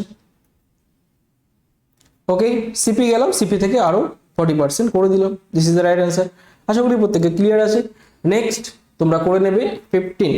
প্রত্যেকে দ্রুত আনসার করো জলদি। খুব ভালো একটি প্রশ্ন, খুব ভালো একটি প্রশ্ন, প্রত্যেকে দেখো এবং সঠিক আনসার দাও। এক ব্যক্তি ঘোড়ায় চেপে ঘন্টায় 20 কিলোমিটার গতিতে রওনা দিল। ঠিক আছে, যদি প্রতি 25 কিলোমিটার অন্তর তিনি 10 মিনিট ঘোড়া চেঞ্জের জন্য সময় নেয়, ধরো একটা ঘোড়া চেঞ্জ করছে, একটা ঘোড়া থেকে আরেকটা ঘোড়া পরিবর্তন করছে, তাহলে সময় নিচ্ছে কত? 10 সেকেন্ড করে, 10 মিনিট করে। এইভাবে 175 কিলোমিটার যেতে ওই ব্যক্তির কত সময় লাগবে? খুব ভালো একটি প্রশ্ন। বলো 9 ঘন্টা 15 মিনিট, 9 ঘন্টা 45 মিনিট, নাকি 10 ঘন্টা, নাকি 8 ঘন্টা 45 মিনিট? বলো দেখি কি সঠিক আনসার দিতে পারে। আজকে প্রশ্নগুলি প্রত্যেকটি প্রশ্ন তোমাদের ইউনিক, ঠিক আছে, মডারেট প্রশ্ন আছে। প্রতিটি চ্যাপ্টারের সঙ্গে নতুন নতুন প্রশ্ন ইনক্লুড করে সহজ কিন্তু নতুন নতুন প্রশ্ন তোমাদের জন্য এনেছি। প্রত্যেকে জলদি আনসার দাও এবং শেষ অবধি তোমরা বলবে কতগুলি কত নাম্বার পেয়েছো। প্রত্যেকে শেয়ার করতে থাকো ক্লাসটি দ্রুত। আচ্ছা দেখো, এক ব্যক্তি ঘোড়ায় চেপে ঘন্টায় 20 কিলোমিটার গতিতে যাচ্ছে। আচ্ছা 20 কিলোমিটার বেগে যদি 175 কিমি যেত কত সময় লাগতো? সিম্পল ওয়েতে ভাবো, দেখো 20 ইন্টু 8, 8 ঘন্টায় 160 কিমি চলে যেত। হ্যাঁ, তাহলে এই 175-এর ভিতরে 160 যদি চলে যায়, বাকি পড়ে আছে কত? 15, তাই না? বলো 20 কিমি করে যাচ্ছে ঘন্টায়, তাহলে 15 কিমি যেতে আরো কত সময় লাগবে? অ্যাকচুয়ালি এখানে 8 ঘন্টা সময় লেগেছে, 8 আওয়ার। আর 1 ঘন্টায় 20 কিমি যায়, তাহলে 15 কিমি যেতে 45 মিনিট সময় লাগবে, মানে 4/3 ভাগ। বোঝাতে পারছি? খুব ক্লিয়ার বোঝো। 1 ঘন্টায় 20 কিমি যাচ্ছে, ঠিক আছে? তাহলে 1 ঘন্টাকে তোমরা যদি 60 মিনিটে করে নাও, 60 মিনিটে 20 কিমি, তাহলে 15 কিমি যেতে সময় লাগবে 45 মিনিট। তো সিম্পল ওতে বুঝতে হবে। তাহলে দেখো এই যে 15 বাকি আছে, তাহলে 8 ঘন্টা তো লেগেছে, তার সঙ্গে এখনো 45 মিনিট লাগবে, ঠিক আছে? যদি 20 কিমি গতিতে যেত কোনো স্টপেজ ছাড়া, এই স্টপেজ দেওয়ার গল্প, স্টপেজ দেওয়ার মতো গল্প, যদি কোনো স্টপেজ না থাকতো তিনি কিন্তু পৌঁছে যেত কত? 8 ঘন্টা 45 মিনিটে। বোঝাতে পারছি? এটা লিখছি না আমি। কিন্তু ব্যাপারটা ঘটেছে কি, প্রতি 25 কিলোমিটার যাওয়ার পর 10 মিনিট করে রেস্ট নিচ্ছে। রেস্ট বলতে ঘোড়া চেঞ্জ করছে। এবার দেখো ব্যাপারটা যেটা ঘটছে, এটা ক্লিয়ার তো? এটা ক্লিয়ার তো যে 1 ঘন্টায় 60 কিলোমিটার, 1 ঘন্টায় মানে 20 কিমি যাচ্ছে 60 মিনিটে, তাহলে 45 কিমি যাবে কত মিনিটে বলো? 15 কিমি যাবে 45 মিনিটে, ঠিক আছে? এটা তো ক্লিয়ার, তোমরা বুঝতে পেরেছো। তাহলে গল্প আমাদের এখানে শেষ হয়ে যেত, কিন্তু ব্যাপারটা হচ্ছে 175 কিমি প্রতি 25 কিলোমিটার অন্তর, মানে ইন্টারভ্যাল কত? কে বলতে পারবে ইন্টারভ্যাল কত? অ্যাকচুয়ালি দেখো 7টা ইন্টারভ্যাল, কিন্তু ক্লিয়ার বুঝতে হবে সময় যখন নিচ্ছে, প্রথমবার যাওয়ার পরে সময় নিচ্ছে, শেষে যখন পৌঁছে যাবে তখন কি আর ঘোড়া চেঞ্জ করবে? করবে না। এখানে কিন্তু 7টা ইন্টারভ্যাল হবে না, 6টা ইন্টারভ্যাল হবে। কত? 6টা। ভাগ করলে কিন্তু 7টা আসবে, কিন্তু আমি বোঝাতে চাইছি শেষে ধরো 6 নম্বর ইন্টারভ্যাল থেকে যখন ঘোড়ায় উঠবে, শুরু করলো, ধরো 150 কিমি চলে গেছে, 150 কিমি চলে গেছে, ঠিক আছে? 6 নম্বর ইন্টারভ্যালে কত যাবে? 150 কিমি। তারপরে যে যাবে, তারপরে তো ঘোড়া চেঞ্জ করবে না, এখানে তো সময় লাগবে না। বোঝাতে পারছি? এখানে কি পৌঁছে যাবে 175-এ। তাহলে এখানে আমাদের 7 হবে না, 6টা ইন্টারভ্যাল হবে। 6টা ইন্টারভ্যালে সময় লাগবে কত? 6 গুণা 10, মানে 60 মিনিট আরো এক্সট্রা লাগবে। বোঝা গেল? প্রত্যেকে ক্লিয়ার বলো, বোঝা গেল? তাহলে 8 ঘন্টা 45 মিনিট এবং 60 মিনিট, মানে 9 ঘন্টা 45 মিনিট তোমার সময় লাগবে। খুব ভালো প্রশ্ন। জাস্ট কনসেপ্ট ক্লিয়ার থাকলে মুখে মুখে বা একটু মাইন্ড ক্যালকুলেশন করে নিতে পারবে, এসব কিছু করার দরকার নেই। যে এখানে 8 ঘন্টা লাগছে 160 কিমিতে, এই 15 কিমি যেতে আরো 45 মিনিট লাগবে, তাহলে টোটাল কভার করে দিল কত? যদি ইন্টারভ্যাল না দিত সময় লাগতো 8 ঘন্টা 45 মিনিট। কিন্তু যেহেতু প্রতি 25 কিমি গিয়ে রেস্ট করছে, প্রতি 25 কিমিতে কি করবে? লাস্ট ইন্টারভ্যালটা আমরা ধরবো না, তাহলে 7 হওয়ার কথা ছিল, 6 ধরবো আমরা, ঠিক আছে? তাহলে 6 মানে 6 10 60 মিনিট সময় লাগবে আরো এক্সট্রা, তাহলে 9 ঘন্টা 45 minute. This is the right answer. Clear প্রত্যেকে? ঠিক আছে, চলো নেক্সট। 16 নম্বর প্রশ্ন তোমাদের প্রত্যেকে পারা উচিত, জলদি করে আনসার দাও। যে টাকায় 12টি পেন বিক্রি করায় 4% ক্ষতি হয়, টাকায় কটি পেন বিক্রি করলে 44% লাভ হবে?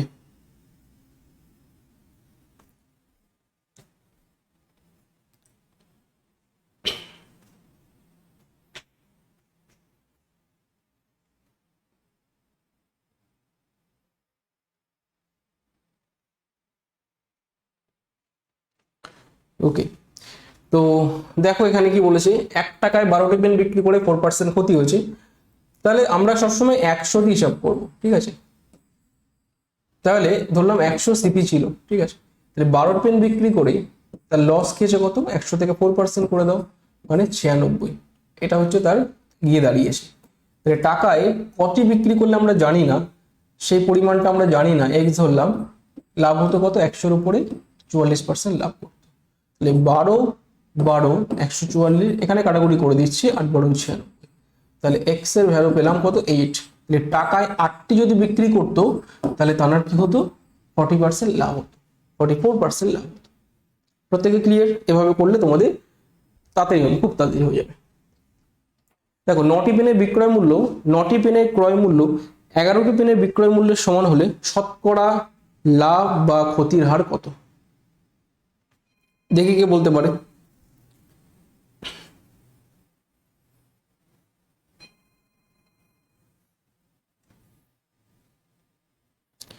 9টি পেনের ক্রয় মূল্য 11টি পেনের বিক্রয় মূল্যের সমান হলে শতকরা লাভ বা ক্ষতির হার কত হবে? 20%, 25%, 30% নাকি কোনোটিই নয়?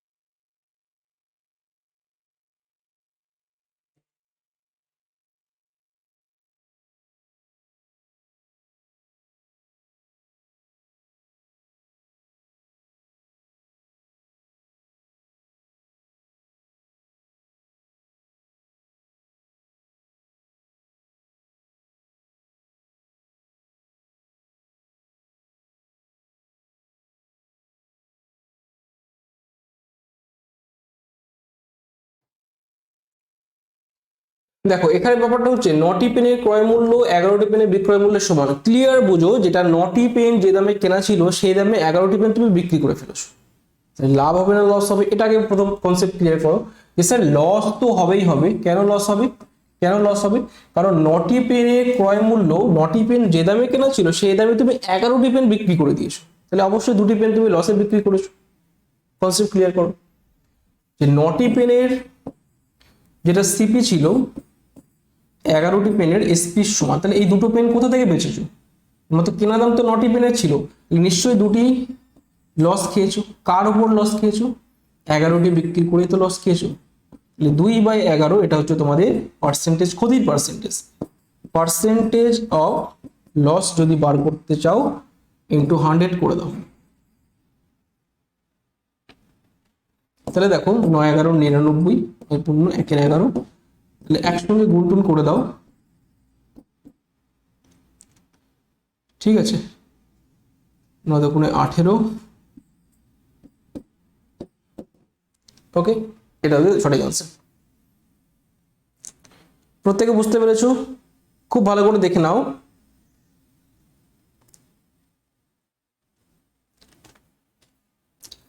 ঠিক আছে, লস হবে প্রথমে তোমাকে বুঝতে হবে, এবং সেই লসের পরিমাণটা কত?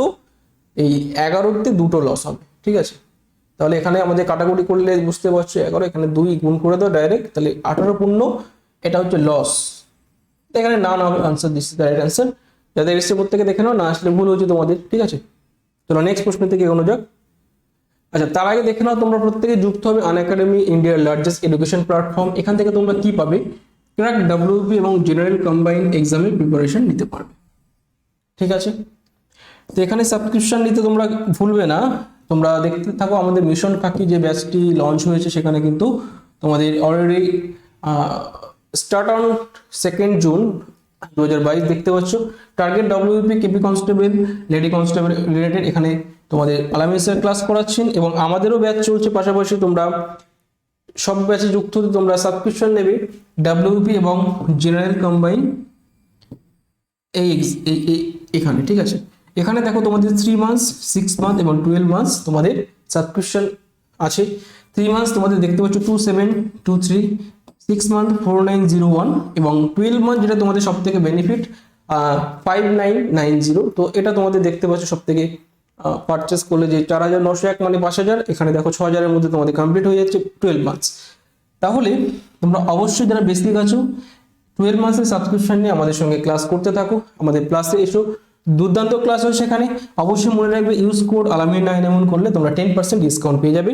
ফর এনি কোয়ারি তোমরা এই নম্বরে কল করবে 7825860843। যদি কোনো সমস্যা থাকে তোমরা এখানে ফোন করে জেনে নিতে পারবে।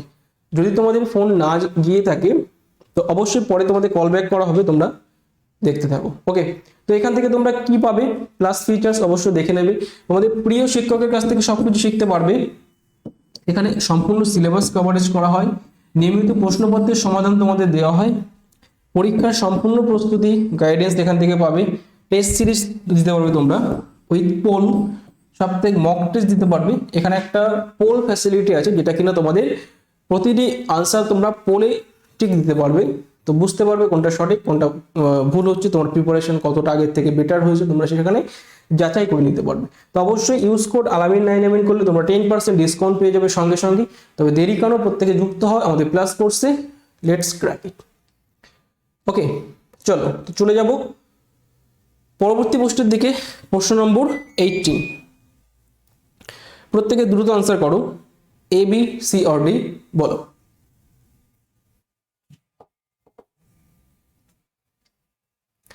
তোমাদের জিএ আছে, তো দ্রুত আনসার দেওয়া প্রত্যেকে, যে নিচের কোন শব্দযুগল আলাদা, নিচের কোন শব্দযুগল আলাদা। দেখো, চাষি জমি আছে, দর্জি কাপড়, শিক্ষক ছাত্র এবং ধোপা ময়লা কাপড়। এখানে এ বি সি ও ডি পারফেক্ট, যেটা তোমরা সেটা তোমরা আলাদা করে দেবে যেটা অন্যের সঙ্গে মিলছে না। তো অবশ্যই দেখতে পাচ্ছ option C, this is the right answer. কারণ এখানে তোমাদের শিক্ষক ছাত্রের যে রিলেশনটা, এখানে কিন্তু দেখো অন্যান্যগুলো সব পেশা আছে তাই না, চাষি তার জমিতে কিছু করে খেতে পারবে তাই না, দর্জি তার পেশা কাপড়, ঠিক আছে বুঝতে পারছো। প্রত্যেকটা জীবিকা বা পেশা তোমাদের এখানে বলা হয়েছে। ধোপা তার ময়লা কাপড় নিয়ে তার দিন কাটে, ঠিক আছে। শিক্ষকের পেশা কি, শিক্ষকতা করা, কিন্তু এখানে ছাত্র অন্য রিলেশন একটা আছে, ঠিক আছে। তো এটা হবে না, ঠিক আছে, দিস ইজ দ্য রং। চলো নেক্সট প্রশ্ন দিকে প্রত্যেকে এগো। আচ্ছা 19 নম্বর প্রশ্ন প্রত্যেকে দেখো এবং সঠিক আনসার দেওয়ার চেষ্টা করো দ্রুত। কি বলেছে, এক ব্যবসায়ী 9% ক্ষতিতে কোনো দ্রব্য বিক্রি করেন। যদি তিনি দ্রব্যটি 750 টাকা অধিক দামে বিক্রি করতো তাহলে তার 7% লাভ হতো। ওই দ্রব্যটির ক্রয় মূল্য কত? ঠিক আছে,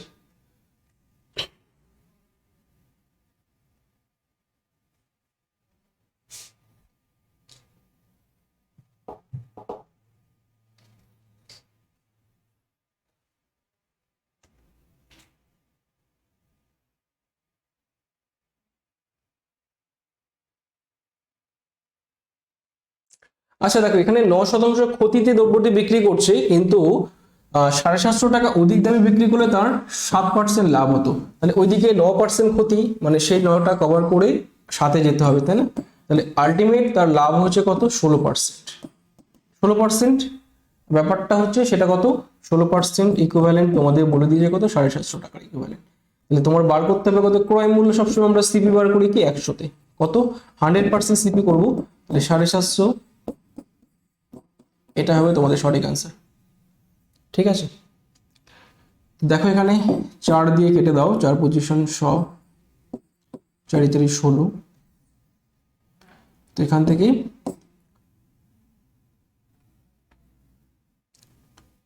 4 6 24, 6.25। ঠিক আছে, তো তোমরা প্রত্যেকে গুণ করো একটু, যে 6.25 তার সঙ্গে 750 গুণ করে দাও।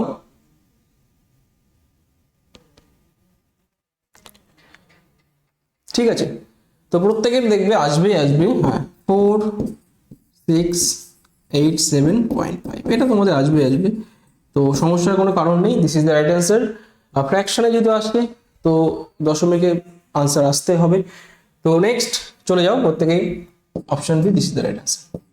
বুঝতে পেরেছো, সিম্পল ক্যালকুলেশনটা তোমাদের এখানে করতে হবে, যে এই যে 9 এবং 7 সেটা ইকুইভ্যাল তোমাদের 16 দিয়েছে, 16 যদি 750 যায় তাহলে 100% কত দেবে, this is the right answer. Okay, চলো নেক্সট দেখো 20 নম্বর প্রশ্ন, ক্রয় মূল্য এবং বিক্রয় মূল্যের অনুপাত 30:31 হলে লাভের শতকরা হার কত? লাভের শতকরা হার কত?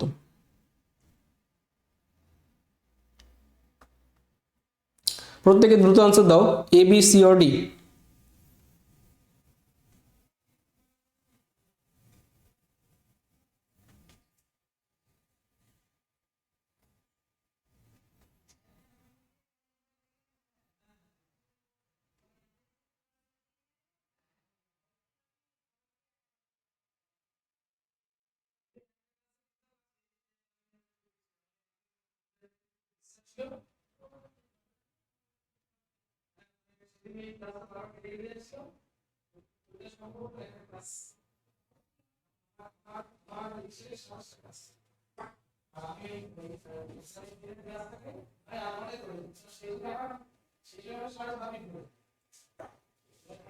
আচ্ছা দেখো এখানে কি বলেছে 30 31, মানে এদের মধ্যে বুঝতে পারছো 1 ইউনিট যদি ক্রয় মূল্য 30 হয় আর বিক্রয় মূল্য 31 হয়, তাহলে এখানে 1 ইউনিট লাভ হয়েছে।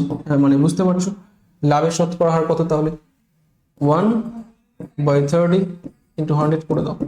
আমরা সবসময় সিপি বা ক্রয় মূল্যের উপরে লাভ লসটি হিসাব করব, ঠিক আছে।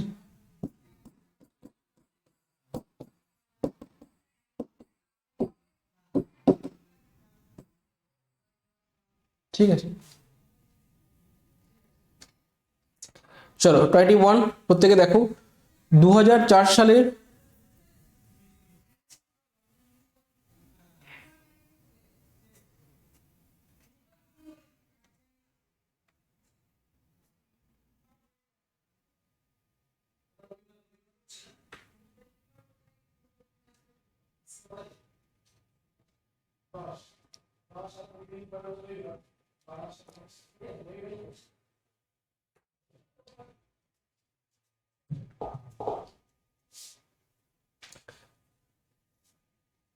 আচ্ছা 2004 সালের প্রথম দিনটি সোমবার হলে তবে শেষ দিনটি কি বার হবে? প্রত্যেকে জানা উচিত যে একটা সাল যদি লিপ ইয়ার হয়, এটা দেখো প্রত্যেকে লিপ ইয়ার, তাই না? তোমাদের লিপ ইয়ার চলে যাচ্ছে। লিপ ইয়ার যদি হয় তাহলে সেই সালের প্রথম দিন এবং শেষ দিন কি হয়? সেম ডেট হয়, তাই না? প্রথম দিনটি যদি সোমবার হয়, সরি, যদি লিপ ইয়ার হয় তাহলে কিন্তু একদিন বাড়বে, ঠিক আছে, একদিন বাড়বে। কারণ কারণ দেখো ওই যে ফেব্রুয়ারি মাসে 28 29 হয়ে যাচ্ছে, তাহলে একটা অড ডে পেয়ে যাবো। লিপ ইয়ার যদি হয় তাহলে প্রথম দিন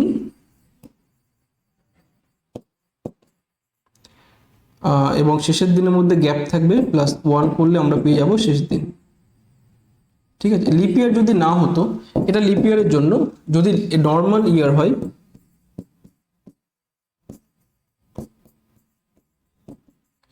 নর্মাল ইয়ার হয় তাহলে প্রথম দিন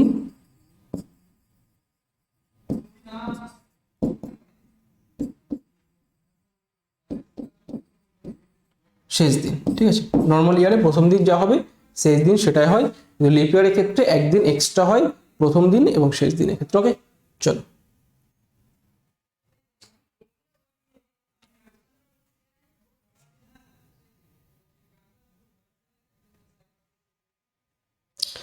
চলো এখানে দেখো অধ্যায়ের সঙ্গে বইয়ের যে সম্পর্ক, ইটের সঙ্গে কিসের সেই সম্পর্ক।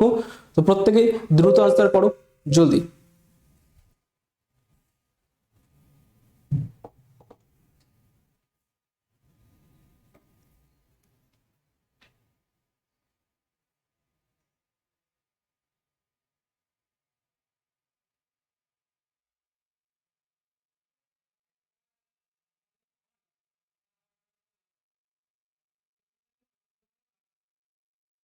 ঠিক আছে, দেখো এখানে দেখে বুঝতে পারছো যে অধ্যায় মানে কতগুলি অধ্যায় একসঙ্গে আমাদের একটা বই ফরম্যাট করে, তাই না, বই গঠন করে।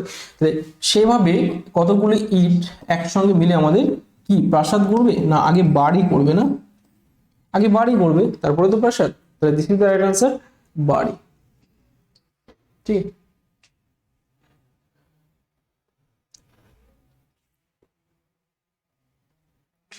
চলো 23 দেখো একটি নিমন্ত্রণ সভায়, প্রত্যেকে দেখো ঠাকুমা, বাবা মা, 4 পুত্র এবং তাদের স্ত্রী এবং প্রত্যেকের একটি করে পুত্র 2 কন্যা অংশ নিয়েছিল।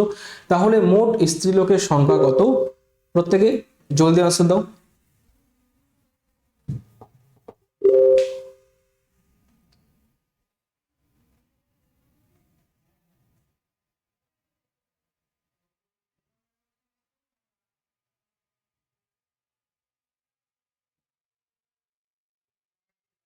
ঠিক আছে, এখানে দেখো খুব ভালো করে যদি খেয়াল করো, এখানে নিমন্ত্রণ সভায় কি বলেছে? ঠাকুমা, বাবা মা, 4 পুত্র এবং তাদের 4 স্ত্রী।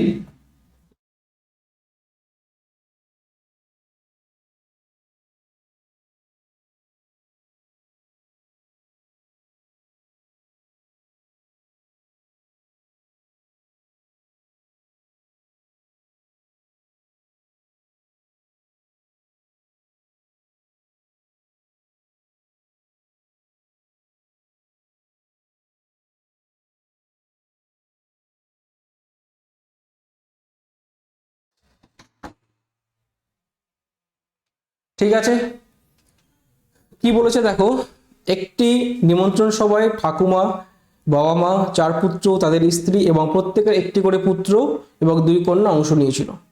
তাহলে মোট স্ত্রীলোকের সংখ্যা কত? তো ভালো করে দেখো, এখানে স্ত্রী লোকের সংখ্যা বলেছে, ঠিক আছে। যদি বলতো মোট কতজন তাহলে কিন্তু আলাদা হতো। আচ্ছা, আমি প্রথমে টোটাল কাউন্ট করে দেখি। আচ্ছা আচ্ছা, স্ত্রী লোক করছি, ঠাকুমা 1, ঠিক আছে, বাবা মা, তার ভিতরে মাকে নাও, ঠিক আছে, 1 নিয়ে নিলে, তাদের 4 পুত্র 4 স্ত্রী, মানে 4টে স্ত্রীকে টানবো না, এবং 4টে স্ত্রীর একটি পুত্র 2 কন্যা, মানে 2টি করে কন্যাকে নেব, পুত্রকে বাদ দিয়ে দেবো। এই হচ্ছে মোট ফিমেল পার্সন। 8 4 12 13 14। প্রত্যেকে বুঝতে পেরেছো, এটা হচ্ছে তোমাদের মহিলা বা ফিমেল পার্সন।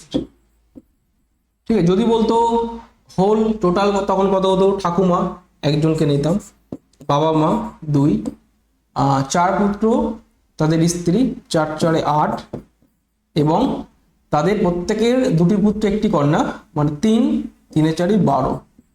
বুঝতে পেরেছো? এখান থেকে 3 8, ঠিক আছে, তো 12 আর 8-এ তোমাদের 20 23। ঠিক, তখন এটা দিল না। প্রত্যেকে ক্লিয়ার? হ্যাঁ, জিআই চলছে, দুর্দান্ত জিআই হচ্ছে। চলো নেক্সট প্রশ্নের দিকে এগোনো যাক। মোট যদি বলতো 23 জন, এবং যদি ফিমেল পার্সন, এখানে তো ফিমেল পার্সনটাই লাগবে, 14 জন। This is the right answer. চলো নেক্সট। দেখো নিচের কোনটি আলাদা? ঢাকা, থিম্পু, বেজিং, কলকাতা। নিচের কোনটি আলাদা? জলদি করে আনসার দাও, A B C or D. প্রত্যেকে ফটাফট আনসার দাও।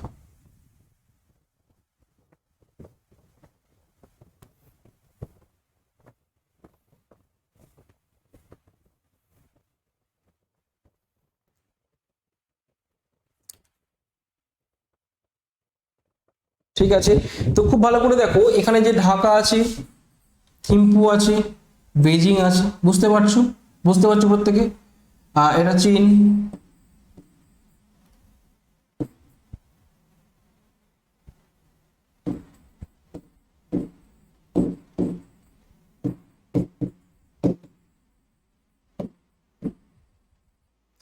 একমাত্র এই কলকাতা আমাদের state capital. Capital, state capital, yes or no? কারণ বাকি এই 3টেই আমাদের কি কান্ট্রি ক্যাপিটাল, তাই না? বুঝতে পারছো, কলকাতা আমাদের রাজ্যের রাজধানী। যদি বলতো ইন্ডিয়া, তখন কি হতো? দিল্লি থাকলেই মোটামুটি ঠিক হতো। আর এখানে তো এটা গেল কলকাতা অড। চলো নেক্সট।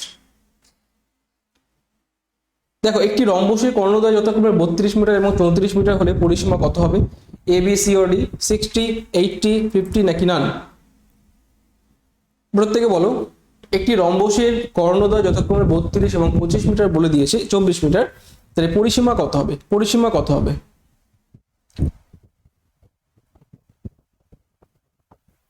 আচ্ছা, যারা বুঝতে পারছো না তারা কি করবে? খুব ভালো করে দেখো, একটা রম্বস বলেছি। আচ্ছা, রম্বসের ফরম্যাট তোমাকে বুঝতে হবে। রম্বসের যদি না মনে থাকি, রম্বসের এই 4টি বাহু পরস্পর সমান হয়। লিখে নাও, 4টি বাহু ইকুয়াল,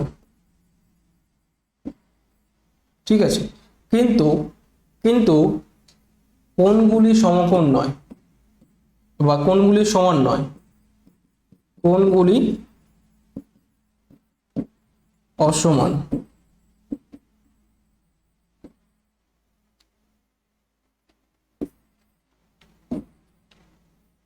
ঠিক আছে, এই জিনিসটা মাথায় রাখতে হবে। তাই রম্বসে কি বলে দিয়েছে? কর্ণ দুটো বলে দিয়েছে। কি বলেছে? কর্ণ। একটা কর্ণ বলেছে 32, এই কর্ণটা বলেছে 32। আচ্ছা, এই জিনিসটা জানো তো যে রম্বসের, যারা জানো না লিখে নাও, রম্বসের কর্ণদ্বয় পরস্পরকে সমকোণে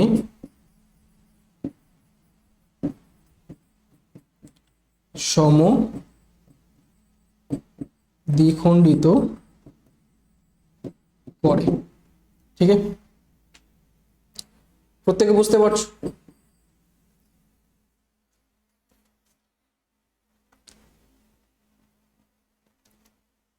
তাহলে এখানে দেখো এইগুলো 90 ডিগ্রি, ঠিক আছে, এগুলো প্রত্যেকটা 90 ডিগ্রি।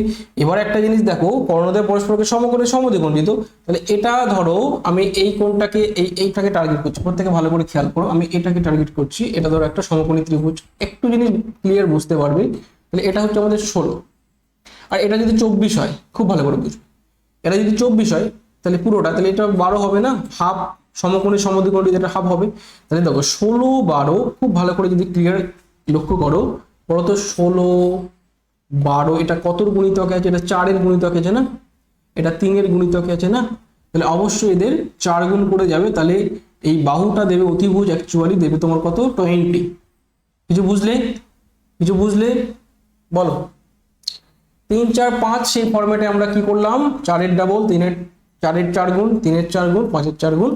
বা যদি না বুঝতে পারো, আমার দেখো লম্বটা পেয়ে গেছি, ভূমিটা পেয়ে গেছি, আমার দরকার অতিভুজ। ফরম্যাট কি?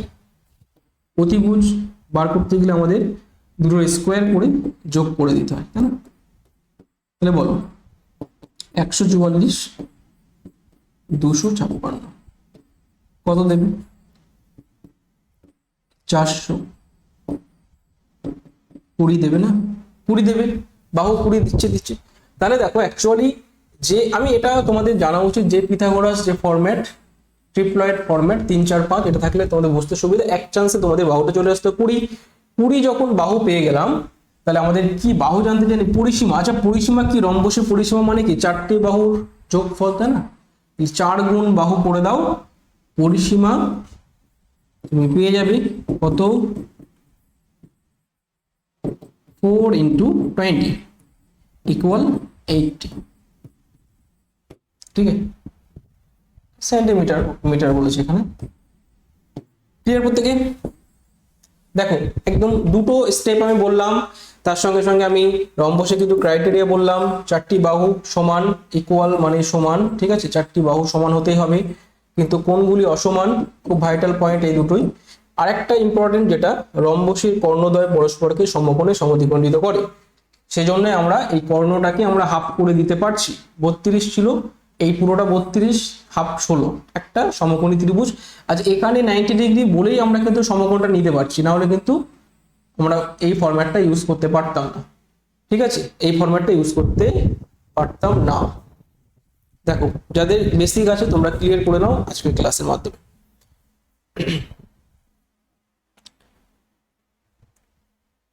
আচ্ছা নেক্সট দেখো, সম্পর্কযুক্ত নয় খুঁজে বার করো। এখানে কি বলেছে? News paper, reporter, university vice chancellor, college principal, industry chairman কাম ম্যানেজিং ডিরেক্টর। বলো প্রত্যেকে জলদি আনসার দাও যে এর ভিতরে কোনটি সঠিক, এবং দ্রুত তোমরা আনসারটি করো, আমাদের সেশনটি প্রায় শেষের দিকে। তোমাদের আউট অফ 30 কত নাম্বার পাচ্ছ প্রত্যেকে বলবে বা মিলিয়ে নেবে। বলো news paper, reporter, university vice chancellor, college principal যদি থাকে, ইন্ডাস্ট্রি চেয়ারম্যান কাম ম্যানেজিং ডিরেক্টর। এখানে দেখো কোনটি সম্পর্কযুক্ত বা আলাদা তোমাকে বলতে হবে। দেখো ইউনিভার্সিটিতে ভাইস চ্যান্সেলর বা ভিসি একজন থাকেন, যিনি হেড অফ দ্য ইউনিভার্সিটি, তোমরা জানো। কলেজের যিনি প্রিন্সিপাল, হেড, ঠিক আছে। ইন্ডাস্ট্রি যিনি চেয়ারম্যান, অ্যাকচুয়ালি হেড থাকে। একইভাবে নিউজ পেপারে কিন্তু রিপোর্টার মানে কিন্তু হেড তিনি না, রিপোর্টার মানে একজন সাংবাদিক, ঠিক আছে, সংবাদদাতা। তাহলে এটা কিন্তু ঠিকঠাক হচ্ছে না, ঠিক আছে, তো এটা রং এর ভিতরে, প্রত্যেকে বুঝতে পারছো। চলো পরবর্তী প্রশ্নের দিকে এগোনো যাক। 27, প্রত্যেকে জলদি আনসার করো।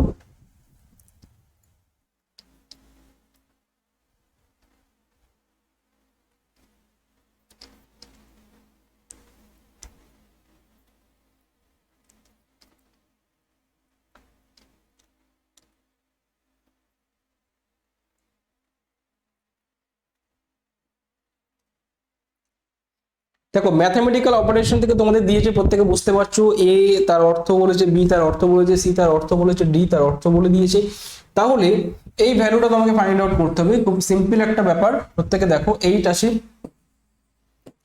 ভাগ 2 আছে, তারপরে এ এর ভ্যালু হচ্ছে প্লাস আছে, 6 আছে, সি অর্থ গুণ আছে, আর 3 আছে, বির অর্থ -5 আছে।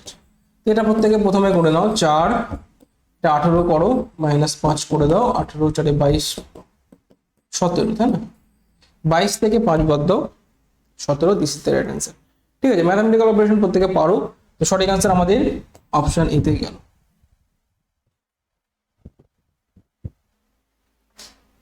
বলো তোমাদের নেক্সট 28, দ্রুত আনসার দাও। 9 20 33 48, নেক্সট টার্ম তোমাদের কি হবে? 84, তারপরে 105 গেছে, 72 65 70 66 এভাবে গেছে। তো দ্রুত আনসার করো প্রত্যেকে।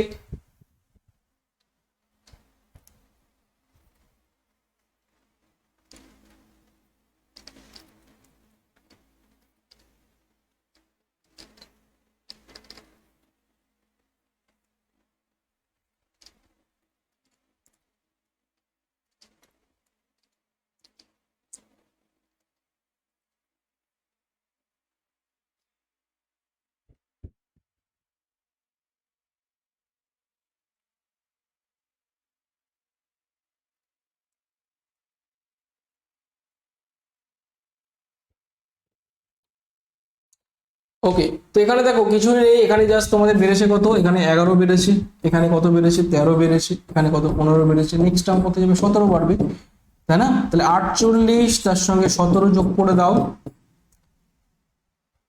65, this is the right answer. চলো নেক্সট পরবর্তী প্রশ্ন, প্রত্যেকে দেখো জলদি আনসার দাও। 29।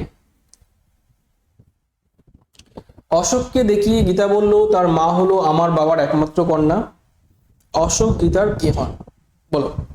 অশোককে দেখিয়ে গীতা বলল তার মা হলো আমার বাবার একমাত্র কন্যা, তাহলে অশোক গীতার কে হয়?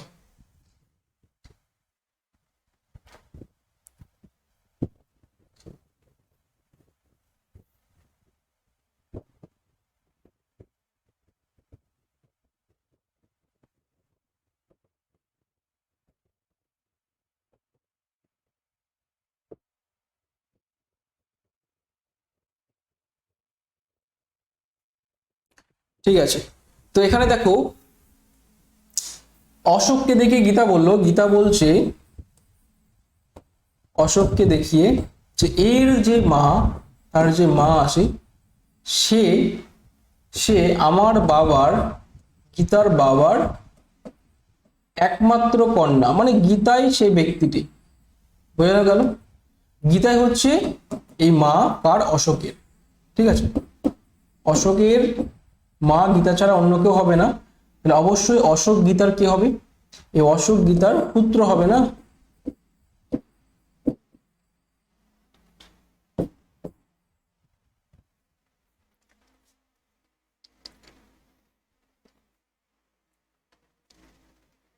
চলো লাস্ট প্রশ্ন, প্রত্যেকে জলদি আনসার দাও। প্রত্যেকে ফার্স্ট করো।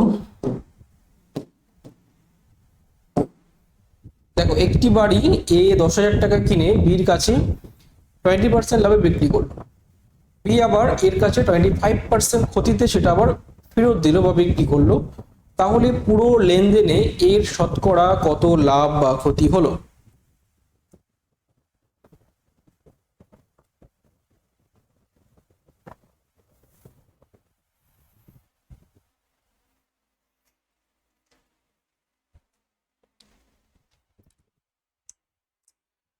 খুব ভালো একটি প্রশ্ন, প্রত্যেকে জলদি করে আনসার দেওয়ার চেষ্টা করো। দেখো এখানে কি বলেছে, এ 10,000 টাকা একটা বাড়ি কিনলো, খুব ভালো কথা। এ 10,000 টাকা যেটা কিনেছে, এ 10,000 টাকায় যেটা কিনেছে সেটা কি করছে? বির কাছে 20% লাভে বিক্রি করেছে। ঠিক আছে, ওকে, যে 10,000-এ 20% বুঝতে পারছো, 2,000 টাকা বাড়বে, মানে 12,000 টাকায় বিক্রি করেছে। ক্লিয়ার? 120 মানে 10,000-এ 2,000 বাড়বে, মানে 12,000 টাকা বিক্রি করেছে বিকে। তাহলে এখানে তো লাভ হচ্ছে কত, 2000 টাকা লাভ হচ্ছে। আবার বি, খুব ভালো করে দেখো, বি কি করছে, এই যে 12,000 টাকা সেটার যখন এর কাছে রিটার্ন করছে, এ খুব চালু, এ বলছে না আমি তো সেই দামে নেবো না, আমি তোমার কি করব, ক্ষতিতে তুমি কিছুটা ডিসকাউন্ট আমাকে দিতে হবে। তাহলে বি দেখছে 25% ক্ষতিতে বিক্রি করেছে, বি যে দামে কিনেছিল তার থেকে 25% ক্ষতিতে বিক্রি করেছে। ওকে, তাহলে এই জিনিসটা দেখো,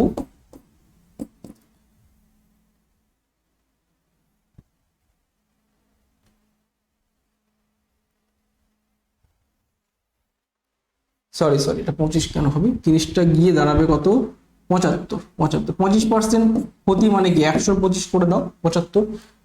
তাহলে তুমি দেখতে পাচ্ছ এখানে 9,000 টাকা তোমার দেবে। ঠিক আছে, খুব ভালো করে দেখো, বি যখন ফেরত এর কাছে যখন বেচতে গেল তখন সেটা 9,000 টাকায় বেচলো, কিন্তু এ তো খুব চালু, এ কত কিনেছিল, এ কিনেছিল 10,000 টাকায়, তাই না? দেখো প্রথমবারে এ কিন্তু লাভ করেছে কত, 2,000 টাকা লাভ করে নিয়েছে অলরেডি। পরের বারে আবার কি করছে, এখানে দেখো 10,000 থেকে কেনা ছিল, আবার 9,000 নিয়েছে, এখানে লাভ হচ্ছে 1,000 টাকা এর। টোটাল ট্রানজাকশনে লাভ হচ্ছে কত, 2 আর 1 3,000 টাকা। বোঝা গেল? তাহলে বলো এই 3,000 টাকা 10,000-এ কত পার্সেন্ট, বুঝতে পেরেছো?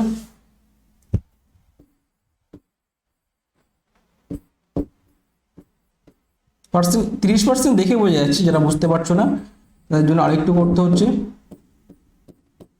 30% লাভ কার, এর।